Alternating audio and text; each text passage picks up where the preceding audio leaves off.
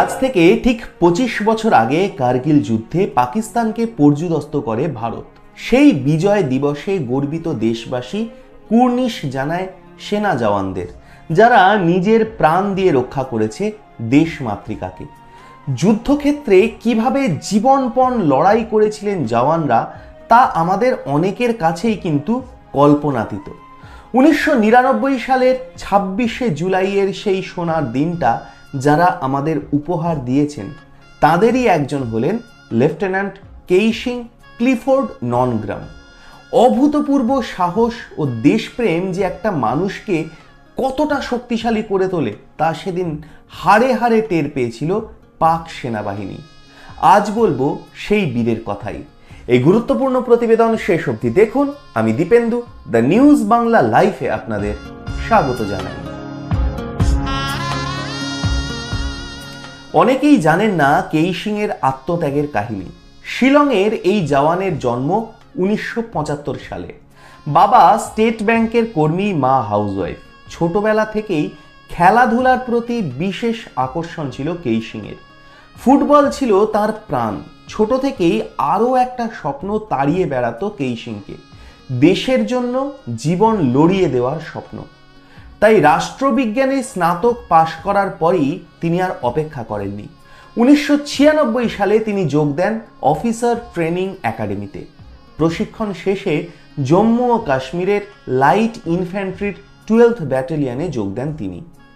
কার্গিলের যুদ্ধ শুরু হয় তখন কেইশিং এর বয়স মাত্র 24 বছর। এই যুদ্ধে কেইশিং এর বাহিনীকে বাল্টিক সেক্টর সামলানোর দায়িত্ব দেওয়া হয়। 30শে জুন তাদের কাঁধে দেওয়া হয় 4812 পয়েন্টের গুরু দায়িত্ব। ভারতীয় সেনাবাহিনীর কাছে এটা ছিল খুবই গুরুত্বপূর্ণ একটা অবস্থান।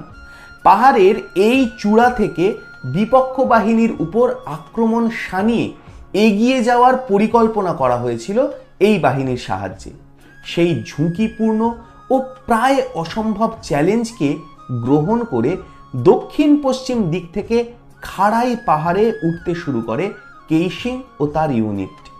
সফলভাবে তারা পাহাড়ে উঠে বিপক্ষ বাংকারে আঘাত হানেন। এর পরের ঘটনাবলী আরও রোমহর্ষক। পাক অনুপ্রবেশকারীরা পাহাড়ের ওপারে বোল্ডারে ঢাকা বাংকারে নিজেদের আবৃত করে রেখেছিল। সেখান থেকেই ভারতীয় বাহিনীর উপর একের পর এক ছুটে আসতে থাকে মর্টার শেল ও গুলি। পাল্টা আঘাত হানে কেইশিং এর বাহিনীও। 2 ঘন্টা চলে তীব্র লড়াই। এই অবস্থায় পাক সেনাদের আক্রমণে জোরালো আঘাত হানতে আচমকা অনেকটা এগিয়ে একা গোলাগুলির এলাকায় চলে যান কেইশিং। জীবনের এতটুকুও পরোয়া না করে সামনে দাঁড়িয়ে পরের পর গ্রেনেড ছুঁড়তে থাকেন বিপক্ষ শিবিরের দিকে। কেইশিং এর গ্রেনেডে মৃত্যু হয় 6 পাক জওয়ানের। তবে ততক্ষণে বিপক্ষের বুলেট ছিন্ন ভিন্ন করে দিয়েছে কেইশিং এর শরীর।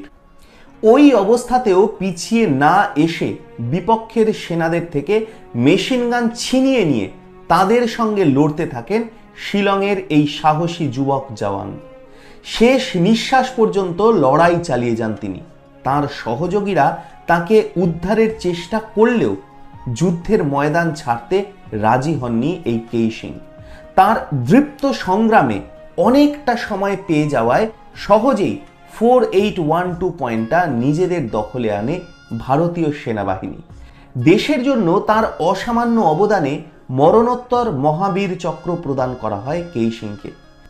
ভারতীয় সেনাবাহিনীর এই সমস্ত বীর জওয়ানদের আমরা স্যালিউট জানাই, যারা আমাদের সুরক্ষায়, দেশমাতৃকার সুরক্ষায় নিজেদের জীবন বলিদান দিয়েছেন। তাই আবারও বলি, জয় জওয়ান। কেমন লাগলো আজকের এই প্রতিবেদন? আপনাদের মূল্যবান এবং গুরুত্বপূর্ণ মতামত জানান দ্য নিউজ বাংলা লাইফের কমেন্ট সেকশনে। আর দেখতে থাকুন দ্য নিউজ বাংলা লাইফ। দুর্নীতি, রাজনীতির বাইরে এই ধরনের সব খবর জানতে চোখ রাখুন কেবলমাত্র দ্য নিউজ বাংলা লাইফে।